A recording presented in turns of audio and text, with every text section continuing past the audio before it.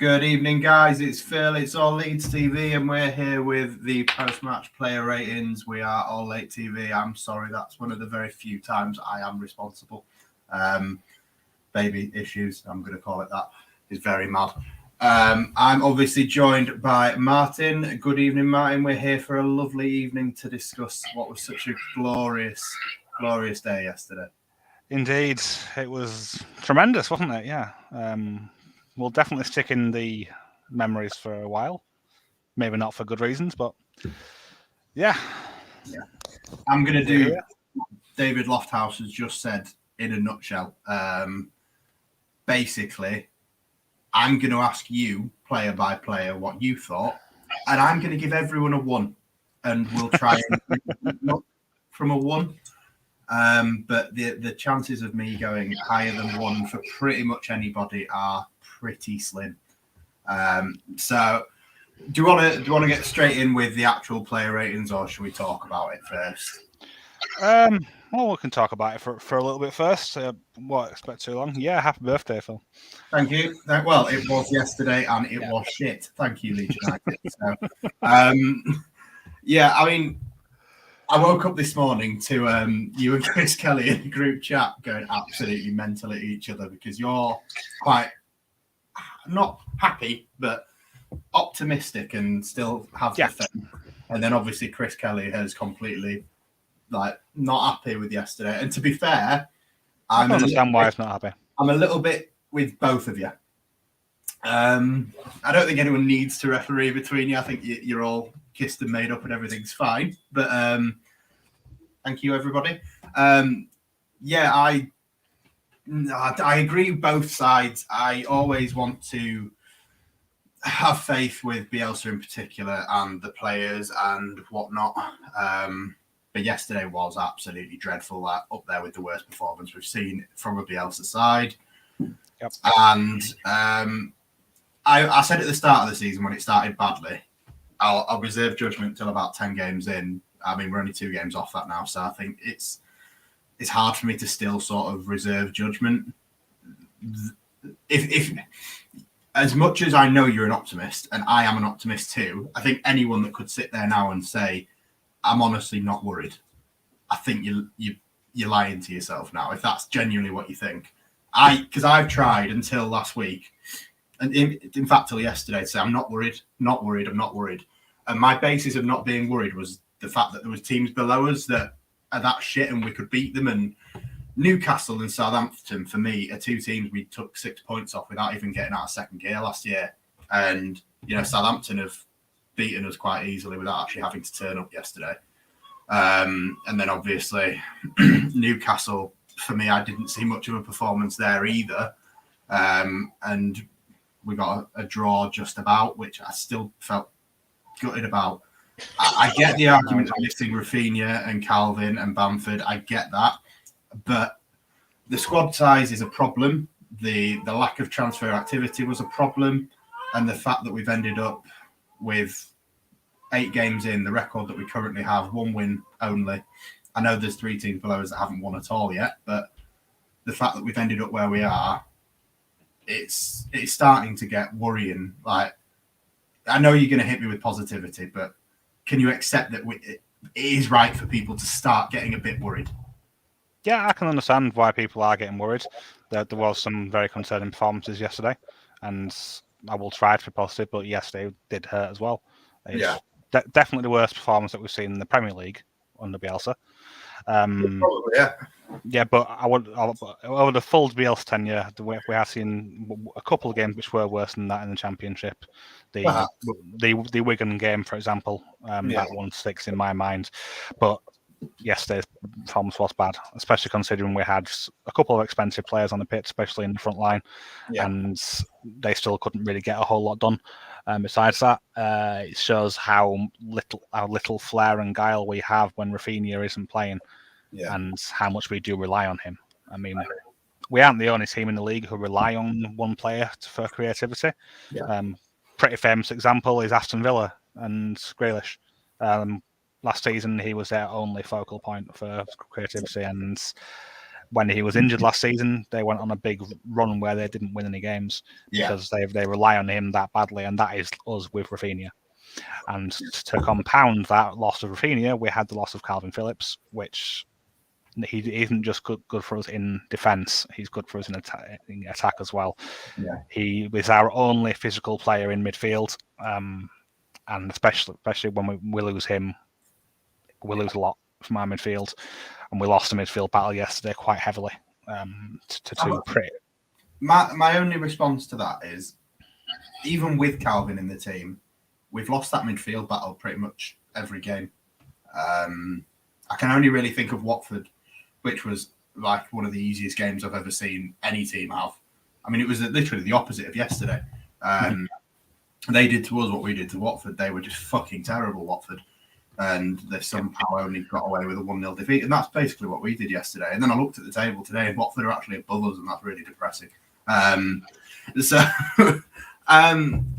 am still obviously of the mindset that it's Leeds United under Bielsa, and whether or not some of these players are fit or will be injured or will miss games, I still think we've got more than enough with the current squad depth to finish 17th.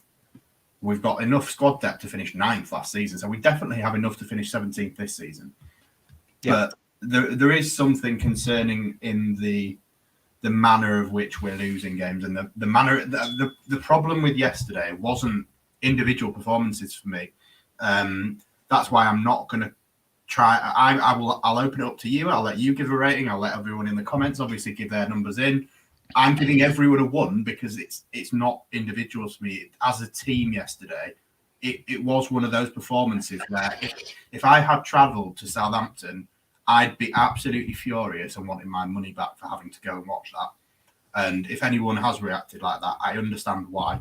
Because all Leeds fans want, and all most football fans want, unless you're a plastic Liverpool fan or something, is a bit of energy and effort and trying. And the Chris was saying this morning, which I do agree with, is the lack of effort. And it just didn't look like anyone on that pitch gave a fuck. And this comment that I've left on for a while now because I wanted to get back to, there are players in that team that are living off some sort of legacy or some sort of misplaced honesty and integrity from Bielsa and faith.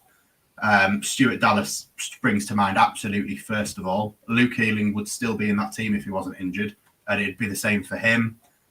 There is a few players that are starting games when the right thing to do is get them out of the team. We spoke about the Tyler Roberts thing the other night.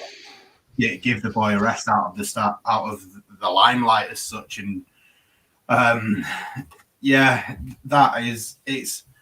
a hard one. And everybody must love Marcelo Bielsa. And there is anybody that wants to come and say to me, Bielsa out, you need your head checking.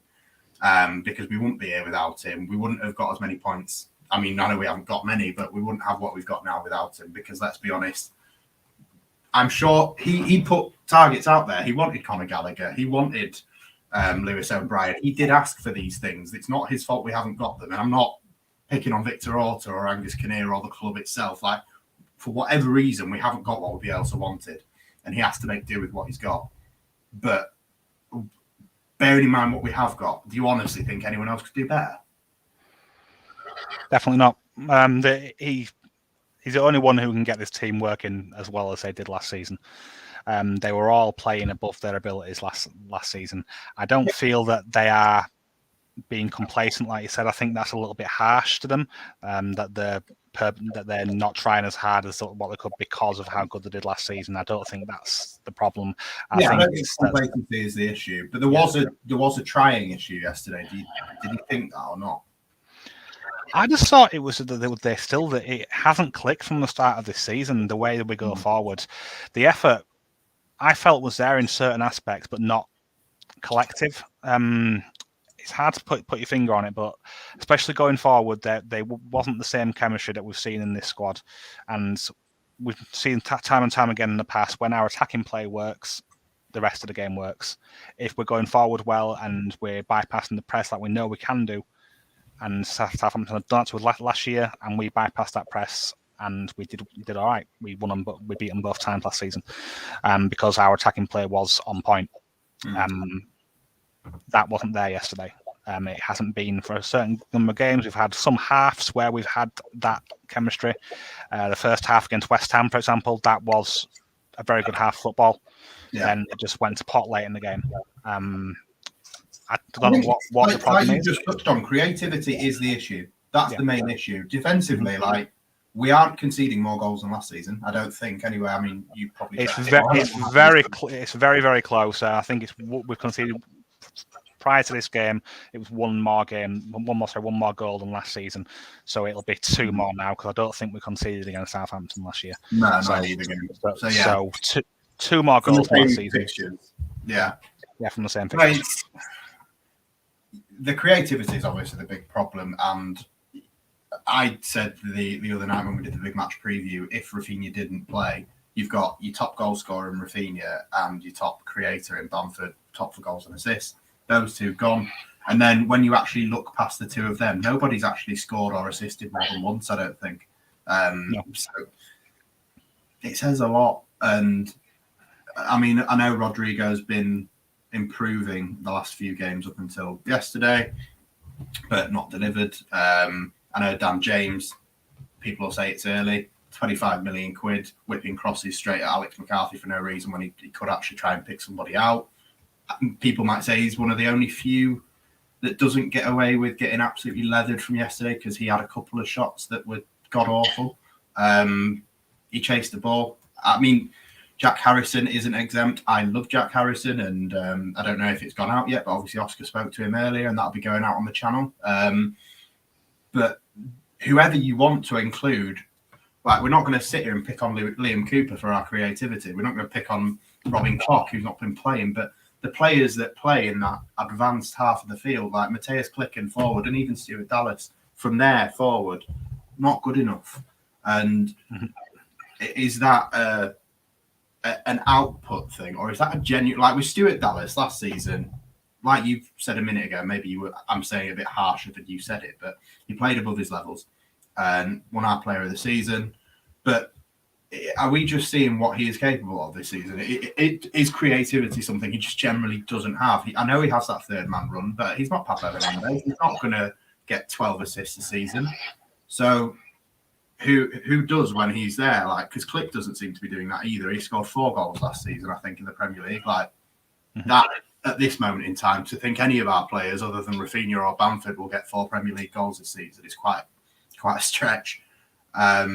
Nobody can really fill me with any confidence on the way we attack and create. Like that's a concern.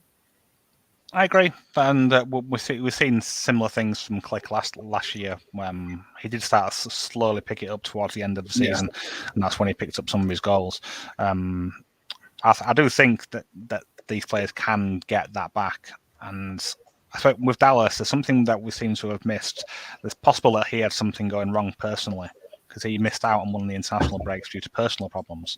And like anyone, if we're going through personal crap at home, we bring it into our work. I can accept that. It's very possible that that's the reason for Dallas. And as a result, I don't know if it's the right thing to pull him out of the team or not, because that could compound his confidence, make it even worse for him. He might just want to continue playing and ride his way through it. There's so many things that could help him, but we'll need to get a good performance soon. We need that reaction. That is what I'm hoping to see in the next game. If we do have a couple of these key players back in the next game, that would help. Raphinha, I would expect to be back for Wolves. Bamford seems unlikely at the moment, I think. Going off it, I'm not sure if you listened to the official Leeds pod, but he was talking about his injury on there, and it's slow burner, isn't it? Yeah, it's still a little bit away, not too far, but so he's still a bit away. And Calvin, we don't know about that because he was meant to have a chance. We need Calvin back, don't we? Yeah, those two. If those two play in the next game and we show a reaction, and at least have a good attacking performance, even if we don't win against Wolves, because we didn't beat Wolves both times last year. I do want to beat them with all of my heart because those 2 games frustrated me last year. Yeah. But I mean, as long as we show some heart and determination next game. In regards to this, I mean, a win. I mean, regardless, obviously, looking at form at the moment, we absolutely fucking need to win next week anyway. And Wolves kind of don't as much, but they're in good form. We need a win. But to start sort of setting that record straight, we have to basically. I'm not going to sit here and say 8 games into the season that games are must win or they're a relegation 6-pointer, but in certain terms, I am also going to say like it is a game we need to win next week, big time. It's one of them where if we don't win it and we don't win the one after, then you are not just sort of struggling to look for anything over your shoulder because there's nothing there, but you're also starting to see a big gap appearing in the distance. And we're lucky enough that certain teams around us haven't picked up points at all either, but it is concerning the points, the performances, and just generally speaking, how this has started. And I think we've still got maybe like another month until I think it's Spurs midway through November of games that are games we should be picking points up in. And if we don't pick points up in these games, then you are in a place where, I mean, everybody has seen the fixture list for December. Come out of December playing all of them, that horrible month, which we won't go into at this rate anywhere near as confident as we did in April last season, as we expected. By New Year, it's one of them where if we don't win the next few games, we are looking light and dark. It is kind of it's a make or break period, and if it goes well, season could be absolutely fine, and this is all a blip. But if it doesn't go well, we could be realistically very worried for quite some time. Yeah, I would agree with that. We do need to pick up some points in these next few, especially before December's run of fixtures. That would seriously help us going into that period. We might get a little bit more confidence if we do get some points on the board. I just hope we can start knitting things together and playing like we know they can. Yeah, there are issues, and it'd be interesting to see how we come out next year. Sorry, not next year. Next game against Wolves. Yeah, that's going to be a tough one for us. I think that they did a number on Villa this weekend. I'm not sure if you saw that. Yeah, they basically did what 𝐃𝐻𝐼𝐍 did. They did the exact same thing. Yeah. So should we? Do we dare try and get into individuals? I've already seen one comment that I just want to immediately reply to. Like, we're not sitting here and we're not going to pick on individuals. That's one thing we've already tried to make clear. And like I've said, I'm happy to just vote everybody a 1 because I'm not picking on individuals. I'm going as a collective. Everyone was shit. And I don't want to single anyone out. So I'm singling them all out, basically. But Martin, I'll hand them over to you. Obviously, we'll have to start with Meslier, and then I think instead of going individuals, we may do like clusters, like the back 3, the next 3, the 1, the 3, and we'll go from there. But we'll start with Meslier. I actually think Meslier did all right. An explanation. I gave him a 6. He didn't have a massive amount to do. He saved. He had 4 shots on target. 3 of them he saved. 1 went in. So he didn't do a massive lot wrong. Some of his passes went a bit astray, but Southampton were pressing quite high. So most of the passes that he did put astray were longer ones, where he was forced to go further because of the pressure on him at the time. So I don't think he adds that much a bad game, and I wouldn't like to give him a 1 because there's not much a goalkeeper can do to impact our attacking performance other than passing out, and Southampton made his life very hard. So I'd give him a 6 for that. Right. I mean, I've opened up BBC Sport player ratings that the fans have voted for, and obviously Meslier is basically one of them that gets away with it a bit. He's got a 6, or averages out about a 6 with BBC. I'm still going 1. I'm going for all of them. They're all getting it. I did think his distribution. I love Meslier. I think up until yesterday, him, Calvin, and to an extent Rafinha, the three players that are kind of faultless at times. Rafinha obviously not as much as the other two, but Meslier rarely gets any sort of criticism from any Leeds fan that I've ever seen anyway.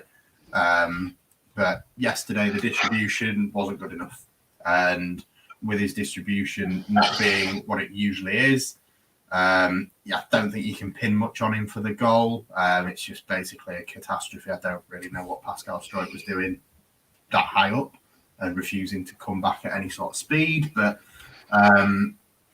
again, I'm just giving ones to absolutely everybody. I mean, I've just seen Meslier made a few decent saves. Again, I understand the second half of that is very much agreeing with what we've said, but I don't remember him making a good save. I saw Redmond hit one towards the bottom corner, which I think 𝐃𝐎𝐖𝐍𝐋𝐿 saves that. I don't think he did anything good. I think he gets away with it because he's not outfield, but realistically, he was not that much better than anybody else. Maybe I raise him to a 2 and everyone else gets a 1, but he ain't escaping it from me. Martin, do you want to go for the back three? So obviously that would be Llorente, Cooper, and Struijk. I did write down numbers for each one of them. Do you want to hear all three? Or... Yeah, no, by all means, individually and collectively, do it how you want, mate. Oh, I gave Llorente and Struijk both a 5. They both made mistakes, but they also did do some good things. Yeah. And we only conceded 1 goal, and there's only so much they can do again going forward. But I gave Coops a 7 because he actually did do some really good stuff, I felt. I'm looking at the stats. He had the most interception in our side, and he did stop a lot of danger on that side. The goal didn't come from anything that he did wrong. It came from Struijk's positioning. Yeah. So I know I'm going to get pelters for giving him a 7, but he did do reasonably well. Mate, especially with who you've gone for to give a 7 as well. You're going to get slated in about 2 seconds, mate. I don't care. Yeah. I mean, I'm not gonna say. Yeah, I'm not gonna say anybody. Yeah, basically, Chris he's all over it. Nobody is getting a 7, mate. Out of the 3 centre backs, maybe I could see the argument for Cooper being the best of the 3. For me, Struijk the worst. I just don't know where he is when the goal happens.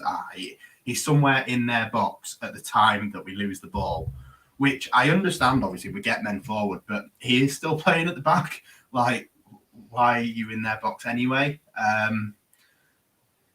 How we lose the ball has nothing to do with him. That's fair, but he's not exactly quick in getting back either. It's a 2-on-2 running back, and I still think as a 2-on-2, you've got kind of a good chance of being able to deal with that threat, even if it is a fast counter attack. And between the two of them, like, I've always thought Llorente is quite assured as a defender. He looks ungainly when he's running, and he looks like everything he achieves is an accident sometimes, but he looks convincing at the same time. And Cooper, I'm a massive fan of and very rarely criticise. But the two of them in handling that 2-on-2 situation, all right, I'll go there. Shit, no, I'll go there. No, shit, I'll go there. Shit, you go there. And it's just like throwing shits up in the air and waiting for either one of them to catch some shit so that they can go, shit, and shit. And it was just fucking catastrophic. I genuinely think me and you last Sunday, who had absolutely no legs on us anyway, would have been able to do a better job in that 2-on-2. No, I'm not going to say that. I wouldn't have made it to the halfway line, mate. It was god awful. As a collective, I give them 1. As individuals, I continue to give them 1.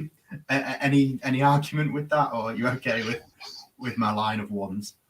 Oh well, you can give whatever you want. It's your ratings, mate. I'm not going to argue with you. Yeah, I mean, Llorente came out on the BBC poll anyway. Llorente came out highest of the defenders anyway. Struijk second, and then obviously Cooper. It's voted for by fans, so it will be the lowest of the 3.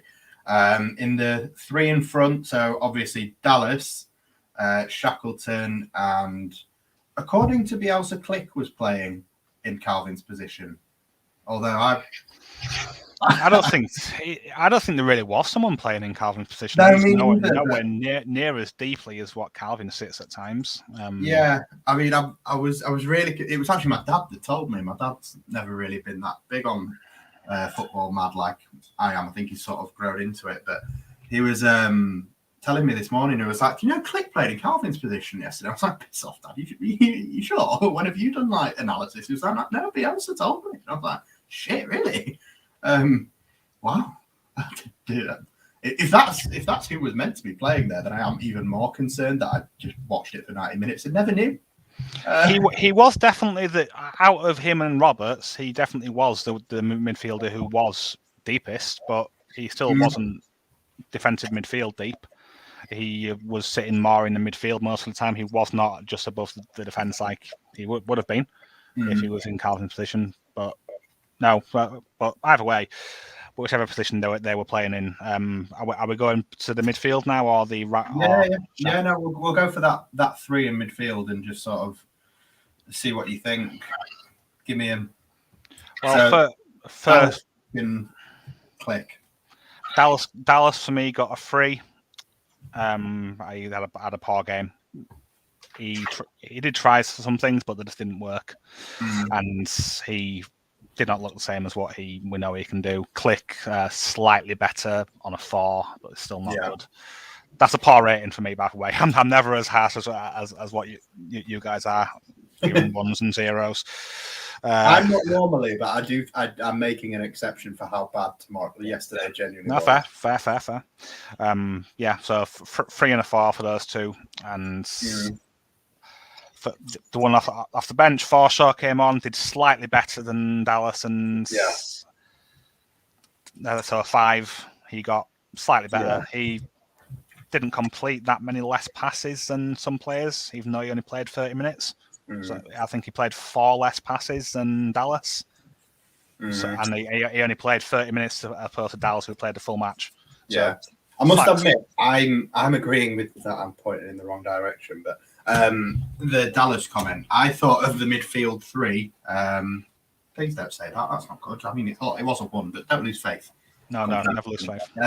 I actually thought out of the midfield 3 that I could make an exception for my 1s and bring a half mark in and give Stuart Dallas 0.5.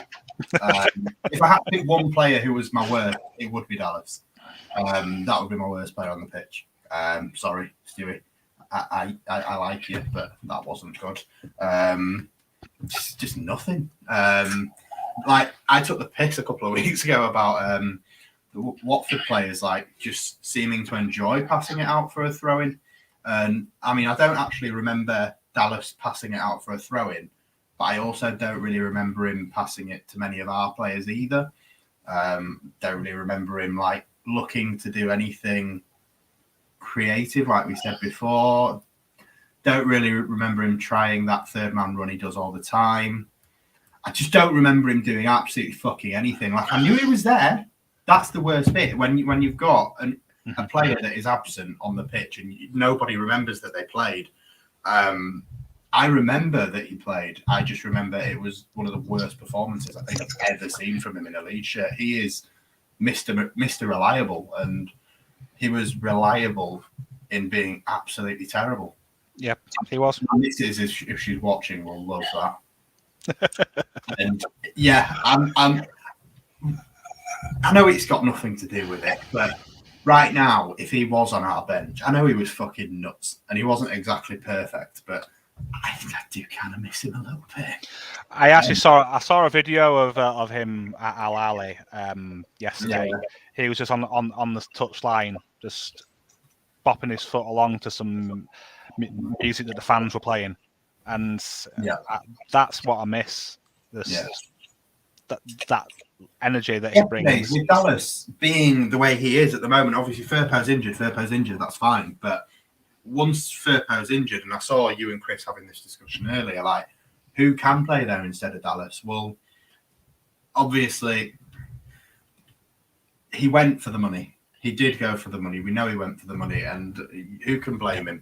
But it would have been nice of him to stay and just, in that situation, be able to bring that off the bench. I know he was fucking nuts, and he wasn't exactly the most reliable. What player has better represented how crazy the Leeds fan base is? Yeah, that's what you can't. He still played like 20 odd more games for Bielsa than like Bamford ever has, or like even Calvin has. He's played like 25 more games for Leeds. Than he was the perfect. I don't think he's ever been injured for us. I think did he get COVID? Maybe that might be. Did he not? No, but he never was injured. He was the perfect player for Bielsa, and so far, Firpo is not going to be that reliable.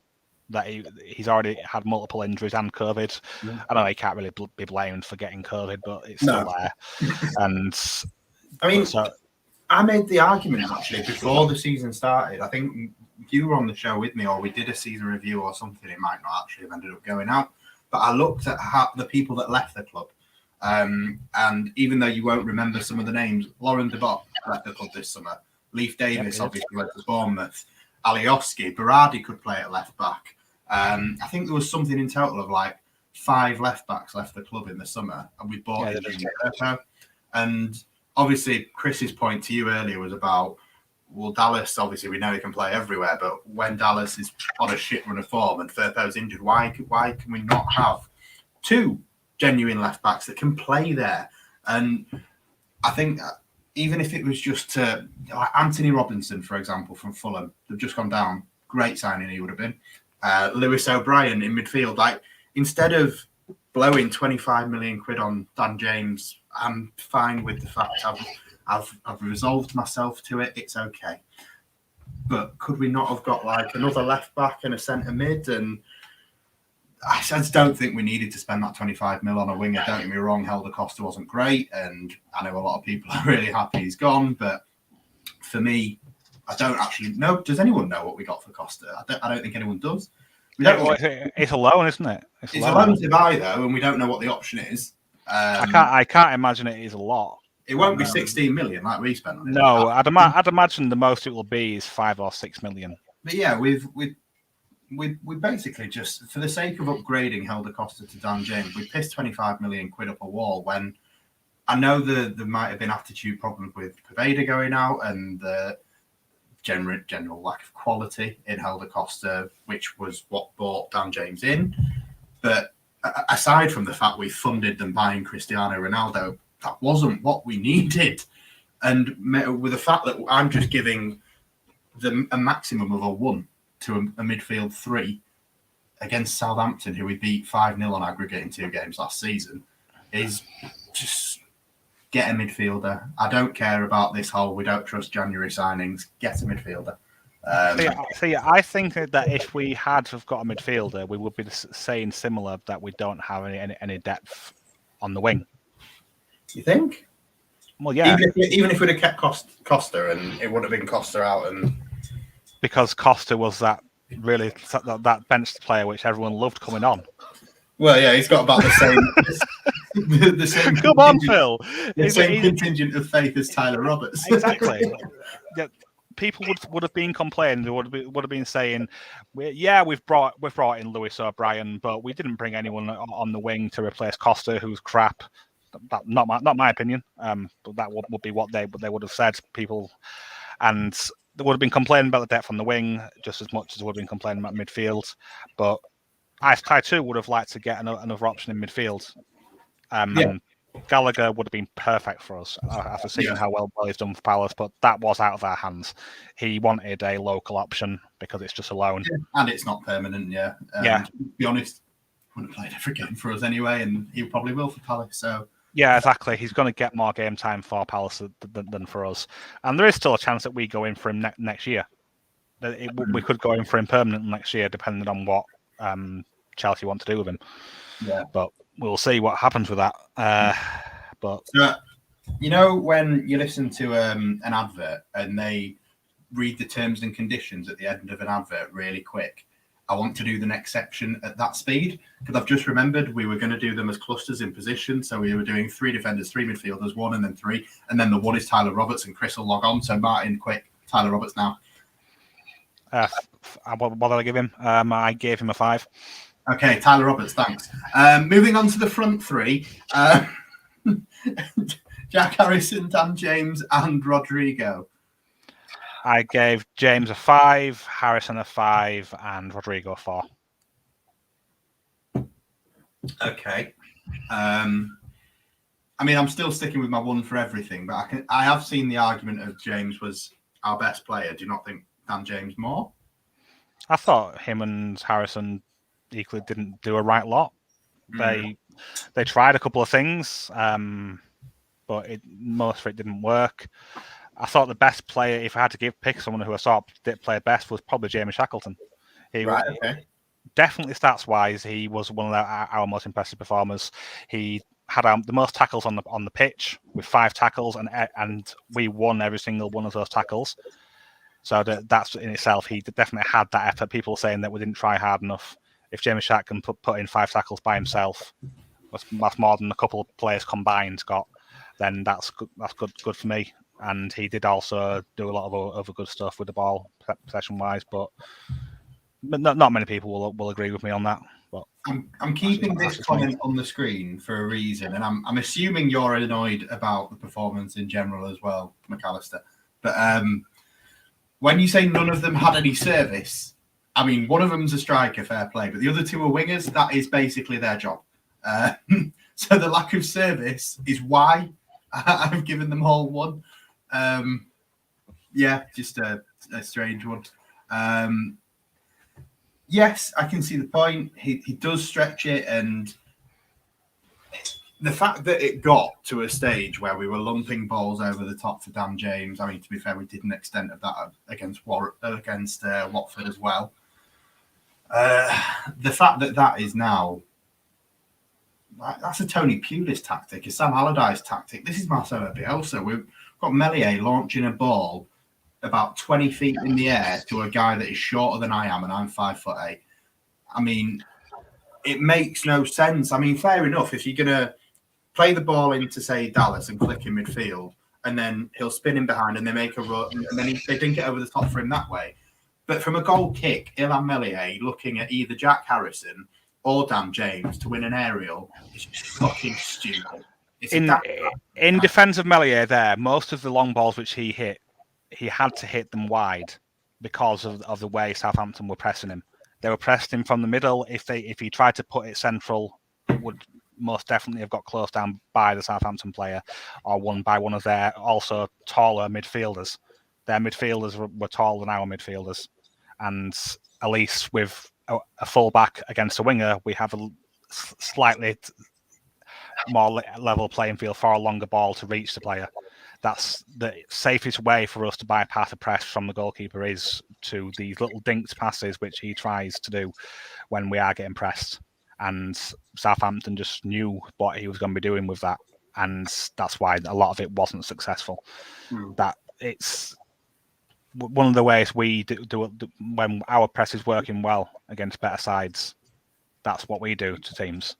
Yeah, when we make other sides' lives misery. No, I agree. And that is what Southampton did. They made our defenders and midfielders' lives a misery. They wanted it more. I don't know. I do think, not just from yesterday, I have seen it now for a few games where there has been a long ball every now and again, and getting more and more when we're not winning games, when we're losing games, and when we're seemingly not in the game. It does appear to be that we do, like Luke said, resort to a long ball. And that long ball is always seemingly aimed at Dan James or Jack Harrison, who are both not the tallest. It's frustrating. Anyway, I'll move on to the subs. I think it's really hard to obviously give a rating. I mean, weirdly enough, on the BBC Sport ones that have come through, Adam Forshaw got the lowest with 3.67.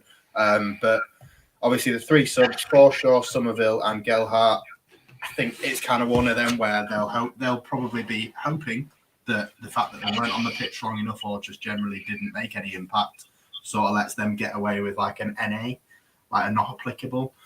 Have you given them any numbers? No, I didn't bother with those two because they weren't on the pitch for long enough to really judge them accurately. 𝐾𝐎𝐿 only played 14 minutes and Somerville only played 10. So they didn't have enough time on the pitch to make any kind of impact. Yeah, there's not too much that you can say about those two. Forshaw was on the pitch for nearly half an hour, so you can give him a rating off that time. And yeah, I think the last one that we haven't given a rating for, we didn't rate. Oh no, yeah, we did rate Rodrigo. I gave him a 4. Yeah, he didn't.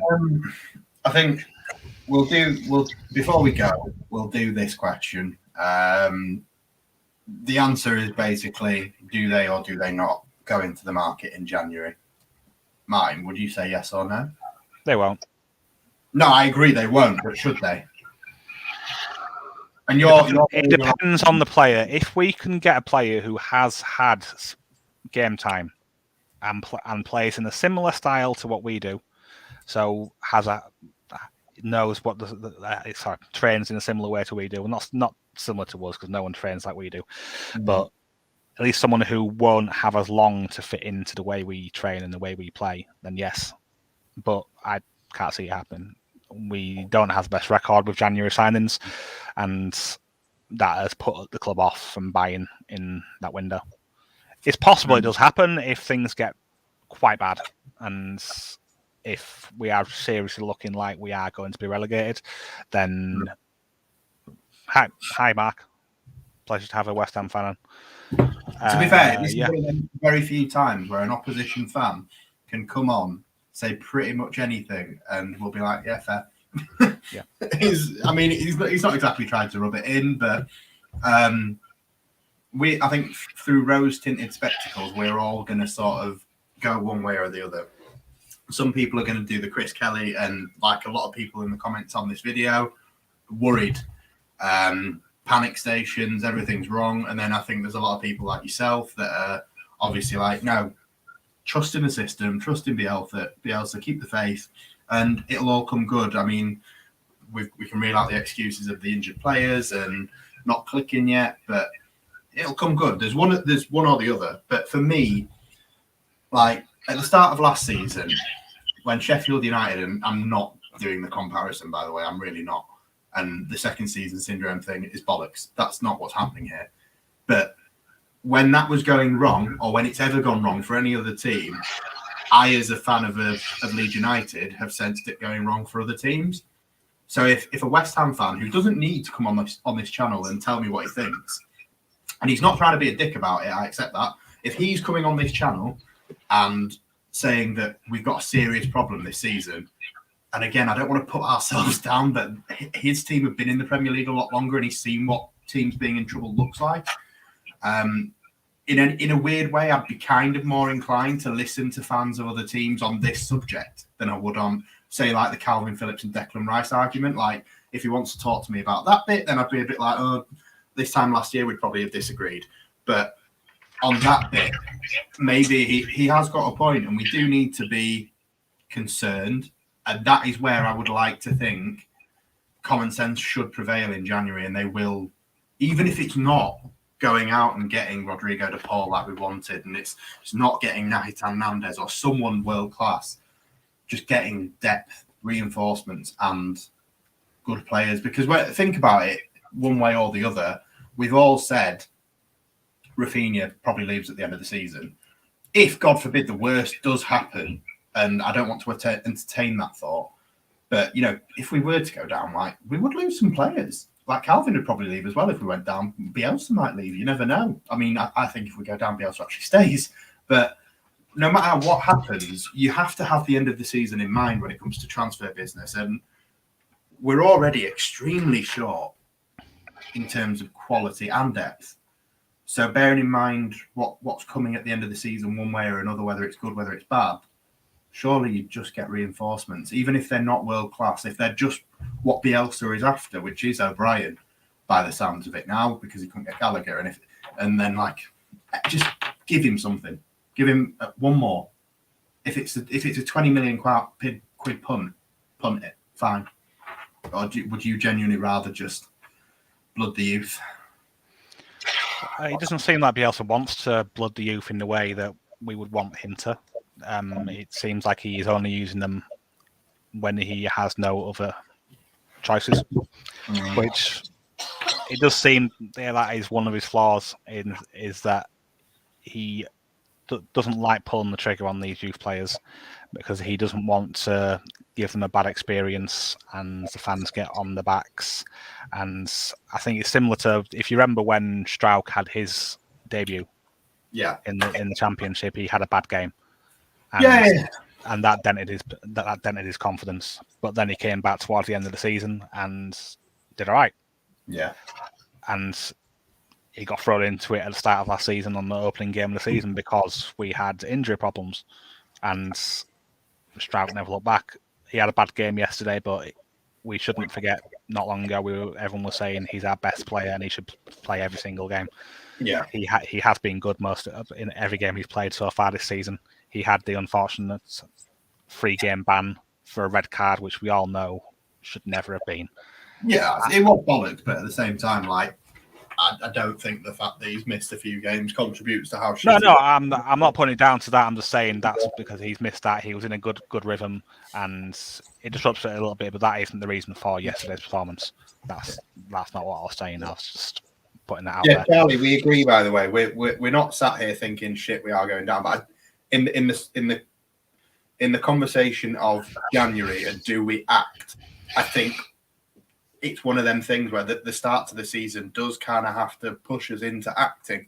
And normally I'd be a bit like with other clubs, maybe I would sort of take a different view, but not many other clubs have Marcelo Bielsa in charge and Marcelo Bielsa's sort of methods on squad size. There's very few managers in the world that would have their sporting director come to them and go, right, here's a list of 10 players, how many do you want? And not say 10. Like Jurgen Klopp, if they're moaning about not having any money, but they're still going to win the league. Like if they've got no money, but they can still sign 3 or 4 players, like they don't give a shit about how many people can fit in a squad. Neither do Chelsea, neither do any of these other clubs. We are seemingly the only club in England that I can think of that likes having 18 first-team players. Like you're allowed a squad of 25. Just one more would be nice. 2, maybe. But the constraints of having Bielsa in charge does make that the fact that you are stuck with a limited group. And in that sense, if that limited group is not underperforming completely, but letting us down, etc., like if that's got us to where we are now, and there is a chance, as much as, like I've said, I think we have plenty left in us to finish 17th and avoid the drop and consolidate for another season. I just think whether it's one person, you bring in one person in January and that's a body, and it doesn't have to be a world-class one. It just has to be someone that pushes Stuart Dallas in training. Like Lewis O'Brien coming in now shits up Stuart Dallas and he actually maybe pulls his finger out or he drops out. And a left-back coming in means that Dallas has... Like Dallas, for me, at the moment, knows if I'm shit, someone will get injured and I'll play in their position. It's fine. Whereas if you've got another left back, nah, maybe not. Got another centre mid, nah, maybe not. I mean, Shax is the only one that's emerging at right back that sort of threatens one of any of Dallas's positions. And like we said with Ayling, there's a few players now that are getting to that point where there's no competition for them. They're not going to get dropped. They know they're not getting dropped. So bring something in. And knowing Bielsa, I mean, I'm not his dad. Knowing Bielsa, the slight way that I know him in that I read books on him constantly because I'm obsessed with the man. Knowing him that way, I just, like you've said, Martin, it ain't going to happen. No, he has been managing for longer than we've been on this planet. I believe that's accurate. At least, at the very least, he's been managing since I was a baby, and I was born in '85. So it's a long time for someone to manage. And like to say, you can't teach an old dog new tricks. And he's not suddenly going to change the way he is. But at the same time, he's never managed a club for as long as what he has here. He said that obviously he has the 18 players, the main first team. seven other senior players, and then he relies on the youth to bump that up. However, the club was wanting to keep hold of 𝐅𝐻𝐻𝐾𝐄. Yeah, no. So that is an extra place right there that they would have been open to having someone in. So that tells me that they do want to bring in players. It is just how incredibly picky Marcelo is, as he doesn't want to bring someone in who could potentially disrupt this unit that we've got. There's so many tangibles that need to be in place for him to want to sign a player. Their personality has to fit. Their work ethic has to fit. If they're a defensive player, they have to be able to behave like an attacking player. Yeah. If you remember that famous quote of his, he wants his team to perform. So if someone comes to look at them training, they wouldn't be able to tell who was the defender, who was a goalkeeper, who was a midfielder, who was the attacker, because he wants them all to be able to play like each other, interchangeable in different positions. And that is one of the difficulties with recruiting for Bielsa, which I'm sure Victor Orta would be able to tell us. Yeah. That he has specific players which he has and wants. There could be players which he could lower the tone for, but he's a perfectionist. Yeah, no, I understand what you're saying. I think I'm going to talk about that bit quickly before we go. I know, Martin, a few minutes ago, you flashed up a comment, and it was like you were trying to end us on a positive note because it has been really miserable. So I thought about it, and you're right. Let's do that. I'll give you 10 minutes maybe of trying to be positive, and it starts with this. So Watford and Norwich are guaranteed to go down. I do agree with that sentence. My point at the beginning was obviously Southampton and Newcastle were two teams who took 6 points off last season, and it doesn't look like we can't even take 4 now off both of them when you think about it. The most we can take is 4 from Newcastle and 3 from Southampton. So that's a big drop. And we do need to finish above basically Burnley and Newcastle, and we're safe. And the Bielsa thing, look, I've said a few times, and I've always tried my best to not say it on here because it's something that I am scared of getting berated for, but I do think Bielsa is the greatest coach in the Premier League. The greatest coach. I don't think he is a world-class manager as such. I think he's a world-class coach, beyond world-class, a generational coach. But as a manager, man management, sometimes some people would say that's not a good way to man manage the way he does it. And I think he said that as much himself. And when it comes to, obviously, in-game decisions and substitutions and making just so many strange calls, like I referred to the Pontus Jansson and Berardi thing in the playoff semi-final against Derby. I've spoken about that a few times. Sometimes the decisions he takes during the 90 minutes are odd, but the system that he employs, the training that he does during the week, everything that gets us to a Saturday is still something that even with these 18 players that we've spent 52 minutes absolutely hammering them for, it still kind of fills me with enough confidence to go, he is worth believing in. And that doesn't stop me thinking we need somebody in January, whether that's a midfielder, a left back, or a winger, or a striker, whatever, just bodies. But knowing that that's not going to happen, I still do feel like one of the comments said before, I would be happy with 17th, and I'm confident that we can get 17th. Is that me attempting to be positive, Martin? And if it's not, can you polish a turd for me, please? That was pretty positive compared to the rest of this segment. You gave us reason to praise Bielsa. You pointed out some of his flaws, but not in a bad way. No one's perfect. Bielsa will admit himself he's not a perfect coach. He's not a perfect manager. He has many idiosyncrasies which we have to put up with. He is a kook.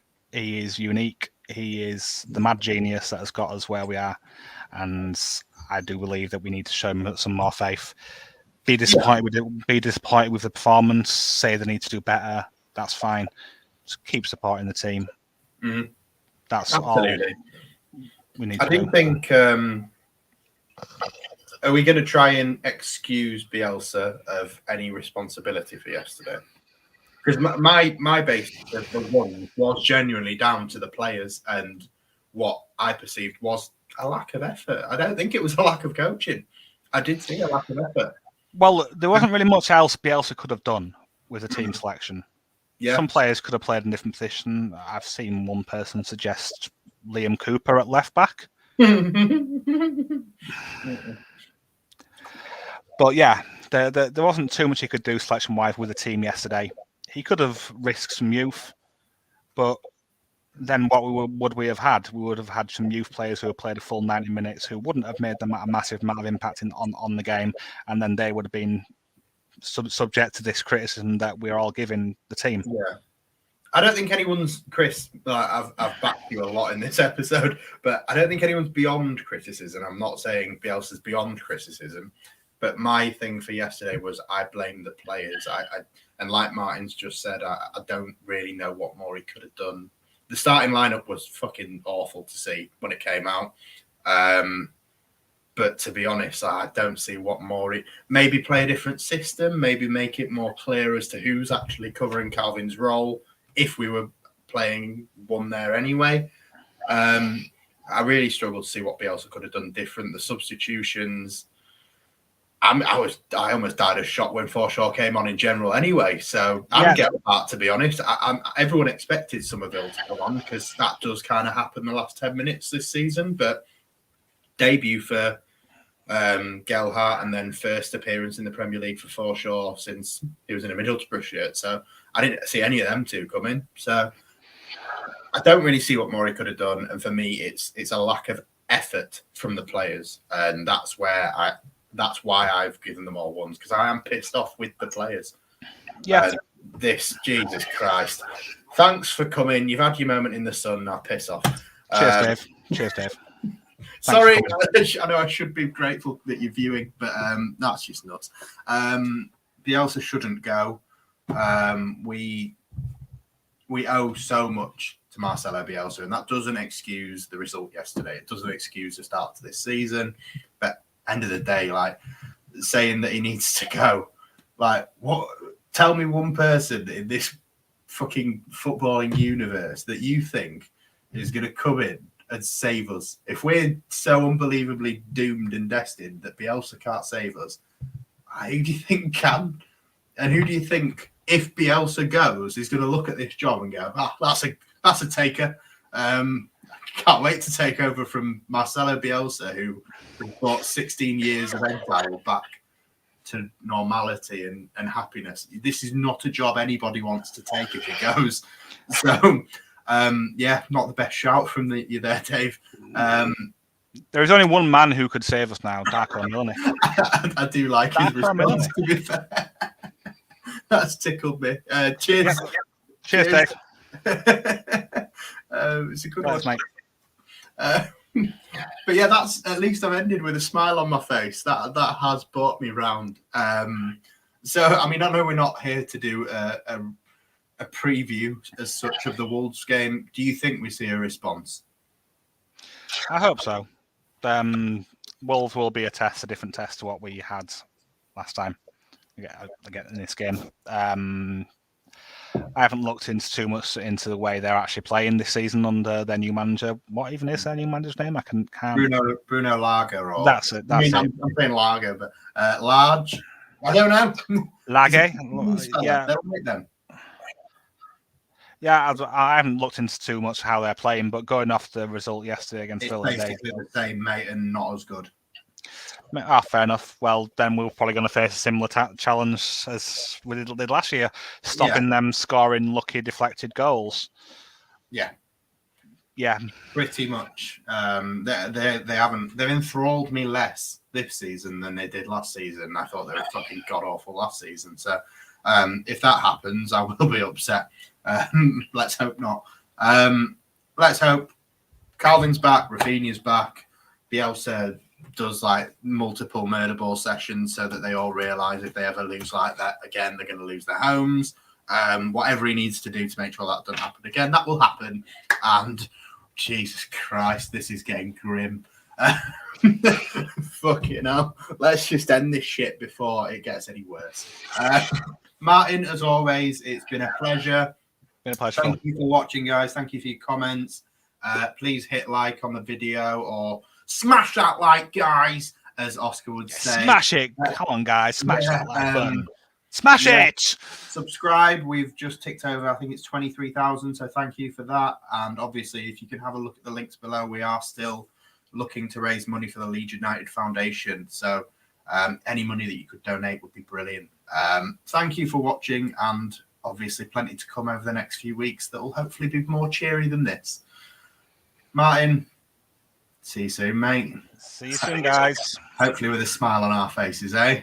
Fingers crossed. All right. Good night, everybody.